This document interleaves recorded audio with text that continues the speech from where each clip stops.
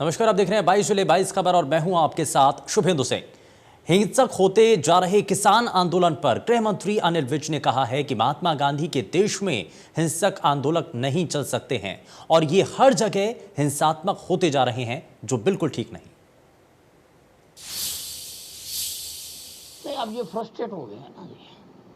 अब इनकी लीडरशिप पूरी तरह से फेल हो गई है। किसी भी आंदोलन को कामयाब करने की जिम्मेवारी उस आंदोलन के लीडरशिप पर होती है।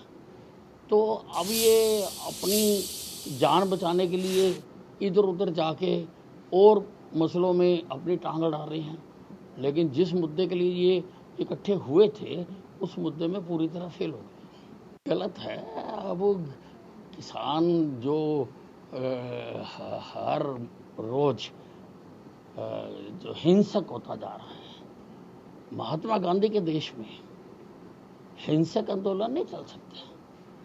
हिंसा का कोई काम नहीं है। अब ये हर जगह के ऊपर ये हिंसात्मक गतिविधियों में आते जा रहे हैं। भिवानी में पूर्व मंत्री किरण चौधरी ने प्रेस कॉन्फ्रेंस की और इस दौरान उन्होंने महंगाई और किसान आंदोलन को लेकर सरकार पर सवाल खड़े किए। साथ ही कोरोना को लेकर भी सरकार को कटघरे में खड़ा किया।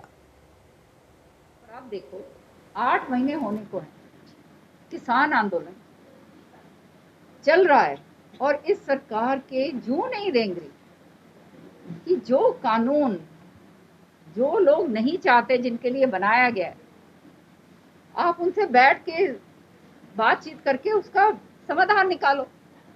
और अगर वो नहीं मानते, प्रजातंत्र है ये, उन्होंने आपको वोट करके आपको कहते सरकार बनाई है, तो आप जो है उसको कानून को रद्द करो और दोबारा से कानून ऐसे बनाओ जिसको कहते हैं हर एक को फायदा हो। ये खाली किसान आंदोलन नहीं है। इस किसान आंदोलन से जो ये एक दिखावा करते हैं कि ये खाली एक वर्ग का है, ये बिल्कुल ये इनकी बांटने की पॉलिसी। इससे जो गरीब आदमी है, जो मजदूर है, वो वैसे मारा जाएगा। उसका वैसे मजदूर का किसान के साथ, खेत के साथ जुड़ा हुआ, आड़ती है वो जो है वो मारा गया, छोटा जो व्यापारी है वो मारा गया, जो दुकानदार है वो मारा गया। हर तरीका, हर वर्ग जो है इससे जो है प्रताड़ित। और उसके साथ साथ आप ये देखो, अब जो है इनकी मांगने की तो बात छोड़ो, इनके ऊपर जो है क्रूरता से इनके ऊपर व्यवहार करा जाता है। इनके ऊपर आंसू गैस के गोले छोड़े जाते हैं, डंडे लाठी बरसाई जाती है किसानों पर। ये होता है एक चुनी हुई सरकार का काम। इससे ज्यादा और शर्मनाक और क्या हो सकता है, मैं समझती हूँ। और साथ की साथ अब देखिए, उधर आंदोलन चल रहा है और वो सामने आ गई बात सारी की सारी कि किस तरह से मार्केट फीस जो है, मंडी की फीस बढ़ा दी, मंडी की फीस बढ़ा दी ना, हाँ, HRDF का उसकी बढ़ा दी। तो मतलब ये मंडी, किसान, व्यापारी सबको कमर तोड़ दी है पूरी। टिकरी बॉर्डर पर किसान आंदोलन में शामिल किसानों की मौत के सिलसिले का थमने का नाम नहीं ले रहा है। अब आंदोलन में शामिल 2 और किसानों की मौत हो गई। दोनों किसानों की मौत हार्ट अटैक के कारण हुई। दोनों किसान पंजाब के बरनाला जिले के रहने वाले थे। मृतक किसानों के शरीर को पोस्टमार्टम के लिए बहादुरगढ़ के सामान्य अस्पताल लाया गया। पिछले 7 महीने के अंतराल में किसान आंदोलन में 500 से ज्यादा किसान अपनी जान गंवा चुके हैं। खेती कानूनों ਨੂੰ ਲੈ ਕੇ केंद्र सरकार ने जो काले कानून लिआंदे उन्हां दे खिलाफ रद्द करवाउण संबंधी साडा मोर्चा ਜਿਹੜਾ 7 ਮਹੀਨਿਆਂ ਤੋਂ ਉੱਪਰ ਹੋ ਗਏ ਚੱਲਦੇ ਨੂੰ। ਇਹ ਜਿਹੜੇ ਕਿਸਾਨ ਮਹਿਤੇ ਦਾ ਪਿੰਡ ਦਾ ਸੀਗਾ ਰਜਿੰਦਰ ਕੁਮਾਰ, ਜਿਸ ਨੂੰ 10 ਦਿਨ ਹੋ ਗਏ ਇੱਥੇ ਆਏ ਨੂੰ। उसकी कुछ तबीयत खराब होने करके जो असी इनू हस्पताल लिया, हस्पताल डॉक्टर ने इन्हू देखा तो इसनू मृतक करार दे दिया। अज इसका पोस्टमार्टम हो गया। पोस्टमार्टम करा के असी फर्जी कंपनियां बनाकर काले धन से यमुना नदी के ठेके लेने वाले यूपी के MLC इकबाल हाजी पर योगी सरकार ने शिकंजा कस दिया है। उसके खिलाफ ईडी समेत कई एजेंसियों की जांच की जा रही है, लेकिन हरियाणा में यमुना नदी के ठेकों की जांच में प्रशासन नर्म रवैया अपनाए हुए है। सेफ इंडिया सोसाइटी सचिव रणवीर सिंह ने पीएम को भेजी गई शिकायत में बताया कि जो गड़बड़ी इकबाल ने यूपी में की है, उसी तरह की गड़बड़ी यमुनानगर में की जा रही है। इस संबंध में हरियाणा सरकार को भी पत्र लिखा गया है। यमुनानगर में मीडिया से बातचीत करते हुए सेव इंडिया सोसाइटी सचिव रणवीर सिंह ने बताया कि पीएम को भेजी गई शिकायत के साथ संबंधित दस्तावेज भी लगाए गए हैं। उन्होंने बताया कि ऐसा लग रहा है कि खनन विभाग का कोई अधिकारी इकबाल को बचाने का काम कर रहा है। इस वजह से उसकी कंपनियों से ना तो अभी तक पूरा जुर्माना वसूला गया, बल्कि उसकी कंपनियों ने जो खनन किया उसका ऑडिट भी नहीं कराया गया। भाई साहब, ठेका तो इसने बहुत थोड़े थोड़े क्षेत्र का अपने नौकरियों के, अपने साथियों के नाम से ले रखा था, लेकिन ये पूरा यहाँ से और दिल्ली तक पूरा माइनिंग का काम इसी का था। धड़ल्ले से दिन रात काम चलता था। सरकार नहीं जागी, सरकार ने नहीं देखा इसके इतने इलीगल धंधे हैं और इसके बाद भी इसको इलीगल तरीके से यहाँ पे संरक्षण मिला, तो हम सुप्रीम कोर्ट भी जाएंगे। हमने तो अपने सर पे कफन बांध रखा है। हम इतने बड़े माफिया से बिल्कुल नहीं डरेंगे। इसने हमारे परिवार के ऊपर खूब मुकदमे लगवाए हैं, मेरे ऊपर इसने गुंडा एक्ट लगवाई एक दिन में। मतलब इतनी बड़ी कार्रवाई कि यहाँ से छोटे अधिकारी से लेकर और एसएसपी साहब तक, और इसने एक दिन में मेरे पे और मेरे भाई पे ऊपर गुंडा एक्ट लगवाई और हमारी कुर्की तक करवा दी, फर्जी नोटिस कई करोड़ की रिकवरी निकलवा के। तो लेकिन हम तब भी नहीं डरे और ना आगे डरेंगे, और हम सुप्रीम कोर्ट तक जाएंगे अगर यहाँ पे भी। रोहतक के आसंडा गांव के पास उस वक्त सनसनी फैल गई जब कार सवार 4 हमलावरों ने सर्विस स्टेशन चलाने वाले सुनील की गोली मारकर हत्या कर दी। बाकी अन्य हमलावर कार में बैठे रहे। हत्या की यह घटना सीसीटीवी कैमरे में कैद हो गई। घटना की सूचना पर झज्जर जिले के आसौदा थाना पुलिस और डीएसपी राहुल देव मौके पर पहुंचे और जांच पड़ताल की। मृतक के भाई का आरोप है कि चुनावी रंजिश के चलते आसौदा गांव के रहने वाले विनोद और उसके लड़के ने अपने साथियों के साथ मिलकर ही हत्या की वारदात को अंजाम दिया। आपको बताएं कि घटना के बाद घायल अवस्था में सुनील को निजी अस्पताल ले जाया गया, जहां उसने रास्ते में दम तोड़ दिया। घटना की सूचना के बाद आसौदा थाना की पुलिस मौके पर पहुंची और मौके पर जांच के लिए डीएसपी राहुल देव और एफएसएल टीम मौके पर बुलाई गई। मौके पर पुलिस ने चले हुए कारतूस के खोल भी बरामद किए। सरपंच विनोद, एक उसका लड़का सरपंच ही का है। पिछली बार भी जो सरपंच इलेक्शन लड़े था वो बब्बू बेटा मार दिए थे। अच्छा, हाँ, इन पर मुकदमा भी लग गया था, इन्होंने मरवाई थी। चुनावी रंजिश तो इंसाफ चाहिए और तो क्या चाहिए। गड्डी मोड़ के पास सर्विस स्टेशन है, पहलवान सर्विस स्टेशन, उस पर फायरिंग हुई है। एक आदमी है नीटू नाम का, आसौदी गाँव का, उसको गोली लगी है। उसके बाद सूचना मिली, वही उसको इलाज के लिए यहाँ ले गए काइनोस में। तो तक काइनोस में आए तो पता लगा कि भाई उसकी डेथ हो चुकी है। हाँ। तो ये बता रहे हैं कि उनका भाई सरपंची का जो इलेक्शन है उसकी तैयारी कर जाता है। अच्छा। और उसी से रिलेटेड शक जाहिर कर रहे हैं। अभी 3-4 आदमी बताए जिस गाड़ी में थे गोली मारने वाले, और एक विनोद है। हाँ, उसमें सीसीटीवी फुटेज चेक की थी, उसमें 3 आदमी गाड़ी से उतर के गोली मार रहे हैं। और एक करनाल पुलिस की सीआईए टीम को बड़ी कामयाबी हासिल हुई है। पुलिस ने 3 आरोपियों को गिरफ्तार किया जिन्होंने पिछले दिनों 15 लाख रुपए के गहने लूट लिए थे और इन लुटेरों ने अमीर बनने के लिए और अय्याशी करने के लिए लूट की वारदात को अंजाम दिया। फिलहाल इनके पास से 2 किलो चांदी बरामद हो गई है और 20 तोले सोना, 3 किलो के आसपास चांदी इन्होंने लूटी थी। उनके बैग में करीब 15 लाख रुपए की ज्वेलरी थी। 3 बाइक सवार पिस्तौल की नोक पर लूट की वारदात को अंजाम देकर फरार हो गए थे। ये लूट पिता और बेटे से की गई थी, जो गांव-गांव जाकर फेरी का काम करते थे और लोगों तक ज्वेलरी पहुंचाते थे।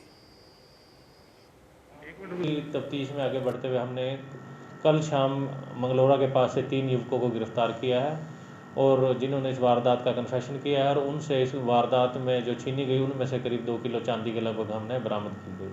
तो कितने लाख की जोड़ी थी सर ये? और इसमें करीब 5-6 किलो चांदी थी और करीब 20 तोले के लगभग सोना था। तो क्या बैकग्राउंड है सर? अभी फिलहाल कोई इनके खिलाफ कोई पुराना कोई केस तो नहीं पाया, बाकी रिमांड के लेकर और गहराई से इनसे पूछताछ। पानीपत पुलिस और सीडब्ल्यूसी की टीम ने बिहार के मधुबनी, पूर्णिया जनपद से 5 नाबालिग बच्चों को बरामद किया। बच्चों को तस्करी कर पानीपत के रास्ते लुधियाना ले जाया जा रहा था। दरअसल चाइल्ड हेल्पलाइन टीम और सीडब्ल्यूसी की टीम ने सूचना के आधार पर एक बस पकड़ी जिसमें 60 यात्री थे। इनमें 5 बच्चे संदिग्ध मिले। उनके साथ दूर के रिश्तेदार थे और बच्चों की डिटेल नहीं दे पाए। फिलहाल सीडब्ल्यूसी की टीम बच्चों की काउंसलिंग कर रही है और बच्चों को पुनर्वास सेंटर में रखा गया है। ट्रैफिकिंग उसको नहीं कहा जा सकता। रात एक सूचना आई थी हमारे पास चाइल्ड हेल्पलाइन के माध्यम से कि कुछ बसें बिहार से चली हुई और उसमें बच्चे हैं जो ट्रैफिकिंग के लिए लेके जाए जा रहे हैं। तो उनमें से एक हमने नाका लगाया था, हमारी एंटी वुमेन ट्रैफिकिंग यूनिट है जो, उसके माध्यम से हमने टोल के ऊपर नाका लगवाया। तो उसमें वो बस एक मिली जो नंबर उन्होंने दिया था, तो उसमें 5 बच्चे जो थे वो माइनर बच्चे मिले हैं। तो किसी अपने रिश्तेदारों के साथ थे, कोई किसी अलग अलग रिश्तेदारों के साथ थे। तो जिन पर डाउट था तो CWC के माध्यम से उनको शेल्टर होम में रखा गया है अभी, और CWC इसमें जांच कर रही है। तो अगर CWC की जो रिपोर्ट आएगी उसमें कोई ट्रैफिकिंग का मामला अगर रिफ्लेक्ट होता है तो उसके हिसाब से आगे की फर्दर कार्रवाई की जाएगी। तो CWC वहाँ 2 बच्चे तो उनमें मधुबनी डिस्ट्रिक्ट के हैं और 2 बच्चे सीतामढ़ी के हैं। तो वो उन ज़िलों से वो रिपोर्ट मांगेंगे जो इनके अधिकारी हैं वहाँ पर CWC के, उनकी जो रिपोर्ट आएगी और फिर ये हमें जांच रिपोर्ट सौंपेंगे तो उसके आधार पर हम कार्रवाई करेंगे। सूचना क्या थी? सूचना ट्रैफिक की थी कि अभी बच्चे वहाँ से 4-5 बसों की सूचना थी। हमारे यहाँ तक एक पहुँच पाई, बाकी अलग अलग ज़िलों में कहीं उनको पकड़ा गया है। हमारे यहाँ पर एक आई थी, ट्रैफिकिंग की सूचना। सर, ये जो बच्चे बार बार लापता हो रहे हैं, इसमें कुछ पुलिस की टीम ने कुछ किया है? और अभी उन बच्चों को हमने जो है रिहैबिलिटेशन सेंटर में अपने पास रखा हुआ है। जब तक कि उनकी प्रॉपर सारी कागजी कार्रवाई पूरी तसल्ली ना हो जाए घर से बात हो करके, और हमने अपना यहाँ DCPO ऑफिस के माध्यम से उनके कंसर्न ज़िला में DCPO को लिख दिया है कि इनकी SIR करवा करके दी जाए, ताकि एक्चुअल पता लगे कि क्या ये बच्चे अपने किसी रिश्तेदार के साथ थे या वैसे ही चाइल्ड ट्रैफिकिंग के अंदर वो जा रहे थे। और जो इनके साथ रिश्तेदार थे, कल रात को जो अपने आप को कोई जीजा बता रहा था, कोई चाचा बता रहा था या कोई अपना ताऊ बता रहा था, गांव का बता रहा था, तो उसमें से 2-3 व्यक्ति हमें संदिग्ध लगे हैं, क्योंकि वो उन बच्चों की पूरी डिटेल नहीं बता पा रहे थे। उसके घर का नाम अता पता नहीं बता पा रहे थे, कितने बहन भाई हैं। तो इसलिए हमने उनके भी सारा रिकॉर्ड रख लिया है, और जैसे ही हमारे को SIR से जो भी उसमें रिपोर्ट आएगी तो उसके बाद उस पर हम पुलिस को एक्शन के लिए दिखेंगे। बच्चों की काउंसलिंग भी की जाएगी? बच्चों की काउंसलिंग हो रही है। आज 1-to-1 काउंसलिंग हमारे काउंसलर कर रहे हैं। उसके अंदर हमारे जो अपने टेक्निकल पॉइंट्स हैं उस पर हम लोग उनसे बच्चों से बातचीत करेंगे और उसमें तथ्य निकालते हैं हम लोग। डॉक्टर्स डे के मौके पर गुरुग्राम के मेट्रो स्टेशन पर वैक्सीन ड्राइव की शुरुआत की गई और इस दौरान Huda city centre metro station पर वैक्सीन सेंटर बनाया गया। मेट्रो स्टेशन पर वैक्सीन की सुविधा देने वाला देश का पहला जिला बन गया गुरुग्राम। और गुरुग्राम से हमारे सहयोगी दीपक शर्मा की एक रिपोर्ट आप देखिए। डॉक्टर्स डे पर आज हरियाणा सरकार के द्वारा एक नई शुरुआत की गई है। अगर हम बात करें गुरुग्राम में मेट्रो स्टेशन पर भी अब वैक्सीन की शुरुआत यहाँ पर की गई है स्वास्थ्य विभाग हरियाणा द्वारा। इसमें DMRC भी साथ में। आप देख सकते हैं कि ये गुरुग्राम का Huda city centre metro station है, जहाँ पर बाहर एक कतार है। जो लोग हैं वैक्सीनेशन के लिए यहाँ पर आए हुए हैं। गुरुग्राम के chief medical officer doctor Virendra Yadav भी हमारे साथ हैं। सर, मेट्रो स्टेशन पर आज से एक शुरुआत डॉक्टर्स डे पर, किस तरीके से ये पूरी मुहिम रहेगी और किस तरीके आगे ये पूरी मुहिम चलेगी? बिल्कुल, आज डॉक्टर्स डे पे हमने गुड़गांव को एक तोहफा देने की कोशिश करी है, और ये अपने आप में एक देश में पहले किस्म का एक्सपीरियंस है, प्रथम प्रयास है, जिसमें किसी मेट्रो स्टेशन पे वैक्सीनेशन का कार्यक्रम शुरू किया गया है। और न केवल संभवतः देश में बल्कि दुनिया के बहुत कम हिस्से ऐसे रहे होंगे जहाँ इस किस्म का प्रयास किया गया है। आप देख सकते हैं कि सुबह से लोग लाइन में लगे हुए हैं, और ये लोग 8 बजे से लेकर या उससे पहले भी बहुत सारे लोग जो हैं लाइन में लगे हुए हैं। और हमने एक कोशिश की है कि इनके लिए मेट्रो में ट्रैवल करना आवश्यक नहीं है, मेट्रो टिकट इनके लिए कोई कंपल्शन नहीं है। अगर ये सिर्फ यहाँ पर आएँ और वॉक इन है, आप अगर देखें तो रजिस्ट्रेशन करवाकर सीधा वैक्सीनेशन प्रक्रिया के लिए जा सकते हैं। और अगर किसी ने प्री रजिस्ट्रेशन करा रखी है तो उनका समय उतना ही बचेगा वैक्सीनेशन के लिए। तो कितने स्लॉट इसके लिए रखे गए हैं? अगर बात करें कितने लोगों को यहाँ वैक्सीनेशन रहेगी और आज की क्या पूरी मुहिम? आज हमने 250 का स्लॉट रखा हुआ फर्स्ट और सेकंड डोज के लिए, लेकिन पब्लिक का रिस्पांस देख के अगर जरूरत पड़ी तो हम इसको 500 तक भी आज बढ़ाने की कोशिश करेंगे, क्योंकि आज डॉक्टर्स डे के उपलक्ष्य में हमने गुड़गांव में 50,000 का वैक्सीनेशन का टारगेट रखा हुआ है। तो आप देख सकते हैं, आपको दिखाना भी चाहेंगे पूरी कतार जो है मेट्रो स्टेशन पे अगर बात करें तो इस तरीके से लगाई गई है। एक शुरुआत खासकर ये उन लोगों के लिए बेहतर है जो अपने काम के लिए घर से अपने काम के लिए जाते हैं, लेकिन ऐसे में मेट्रो से सफ़र करते हैं तो मेट्रो स्टेशन पर ही वो इस वैक्सीनेशन ड्राइव का हिस्सा हो सकते हैं। अपनी वैक्सीन यहाँ पर जो है वो लोग यहाँ पर लगवा सकते हैं। तो ये तमाम लोग हैं। ये गुरुग्राम का Huda city centre metro station है, जहाँ पर आज डॉक्टर्स डे के उपलक्ष्य पर एक ये शुरुआत की गई है कि अब मेट्रो स्टेशन पर भी वैक्सीनेशन जो है वो किया जाएगा। पहला ऐसा मेट्रो स्टेशन है ये देश का जहां पर वैक्सीन लगेगी लोगों को, लोग यहां आकर के वैक्सीन लगवा सकते हैं। निःशुल्क ये वैक्सीन रहेगी, जो कि हरियाणा सरकार की तरफ से, हालांकि DMRC भी इनके साथ में है। गुरुग्राम से कैमरामैन गीतम के साथ दीपक शर्मा, इंडिया न्यूज। सोनीपत में बासमती धान छोड़कर कपास और दूसरी फसल उगाने वाले किसानों के लिए मौजूदा खरीफ सीजन में मेरा पानी मेरी विरासत योजना के तहत पंजीकरण करवाना मुश्किल हो गया है। पोर्टल पर उन किसानों का पंजीकरण नहीं हो पा रहा है जिन किसानों ने पिछले साल मेरी फसल मेरा ब्यौरा पोर्टल पर बासमती धान का पंजीकरण नहीं कराया था। ऐसे में एक तरफ जहां बड़ी संख्या में किसान मेरा पानी मेरी विरासत योजना के तहत लाभ से वंचित हो गए हैं, तो वहीं कृषि विभाग के लक्ष्य को प्राप्त करने की चिंता बढ़ गई है। आपको बता दें कि मेरा पानी मेरी विरासत योजना के तहत धान छोड़कर कपास समेत अन्य फसलों की बिजाई या रोपाई करने वाले किसानों को सरकार 7,000 रुपये प्रति एकड़ के हिसाब से आर्थिक सहायता उपलब्ध करवाती है। पोर्टल पर किसानों के सामने आ रही समस्या को लेकर अधिकारियों को भी जानकारी दी जा चुकी है।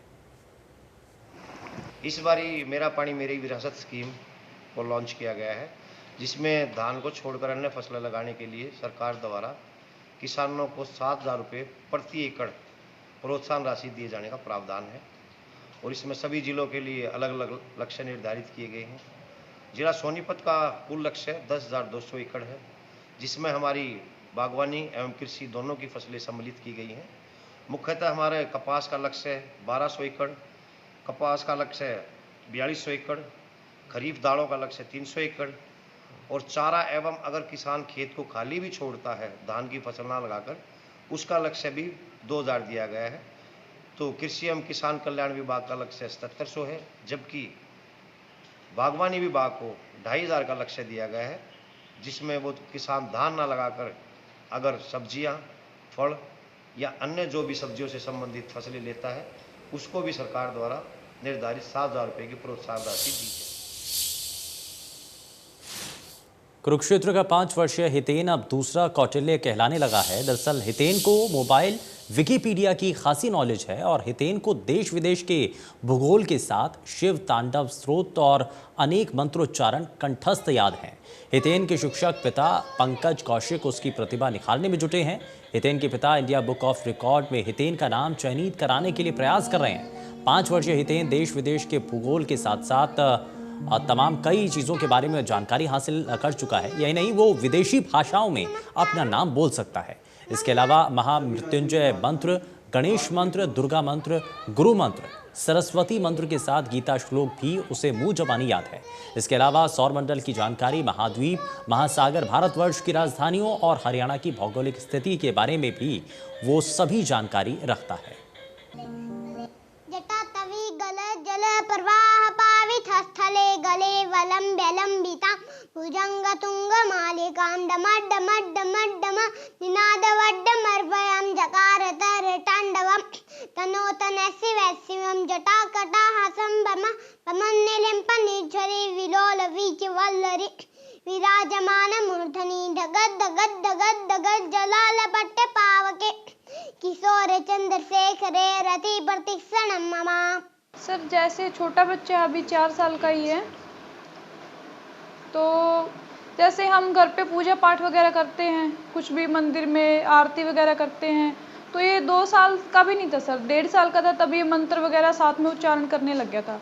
तो जैसे छोटे बच्चे का अच्छा लगता है कुछ भी सुनना ऐसे, तो उसके साथ साथ फिर जो भी इसको हम याद करवाते, कुछ भी बताते, साथ साथ ये कैच करने लग गया। तो उसके बाद इंटरेस्ट ऐसे ही, जैसे इनके जो फादर हैं वो करवाते, जीके वगैरह का कुछ बताते, तो वो सब उसमें भी इंटरेस्ट दिखाने लग गया बच्चा। तो इसकी वजह से सर बस हमने मेहनत करते। भीषण गर्मी के कहर में जलापूर्ति न आने से हांसी के दुर्जनपुर गांव में मजदूर बलवान के घर में पानी खत्म हो चुका था। परिवार के अलावा घर में बंधे मवेशी भी पानी को तरस रहे हैं। पानी तलाश में बलवान के दोनों बेटे कर्मवीर और अनूप रिक्शे में खाली टंकी रखकर घर से निकल पड़े। दोनों भाई गांव के छलघर पर जाकर जैसे ही पानी के टैंक से पानी भरने लगे तो अचानक 14 वर्षीय अनूप का पैर फिसल गया और वो टैंक में जा गिरा। अपने छोटे भाई की जान बचाने के लिए कर्मवीर ने भी टैंक में छलांग लगा दी। बदकिस्मती से कर्मवीर ना ही अनूप की जान बचा पाया और वो खुद भी नहीं बच पाया। टैंक में डूब रहे दोनों भाई बचाने के लिए आवाज लगा रहे थे, लेकिन भीषण गर्मी के चलते आसपास कोई नहीं था, जिसके बाद दोनों भाइयों की टैंक में डूबने से दर्दनाक मौत हो गई। ये खेत में काम कर रहे थे, घर पर पानी नहीं था और ये पानी लेने के लिए वो गांव के डिग्गी के अंदर पानी लेने के लिए गए और उसमें इनका हमको तो पता नहीं कैसे पाँव फिसला है, क्या हुआ है। ये दोनों डिग्गी में से दोनों मर्द ही निकाले हैं। इसमें शिकायत ये है कि दो बच्चे थे, खेत में काम कर रहे थे इनके पिता के साथ। वहाँ काम करते हुए पानी लेने के लिए गए थे, वाटर बॉक्स में फिसलन होने के कारण पाँव फिसल गया, जिससे ऊपर लड़का करमवीर पानी में गिर गया। उसको बचाने के लिए उसका छोटा भाई उसके साथ कूद गया, जो दोनों को चंदा नहीं आने के कारण दोनों डूब गए। इसमें 174 की कार्रवाई की जाएगी। उस समय कल सुबह 174 की कार्रवाई की जाएगी। बुलेटिन में फिलहाल के लिए बस उतना ही। नमस्कार।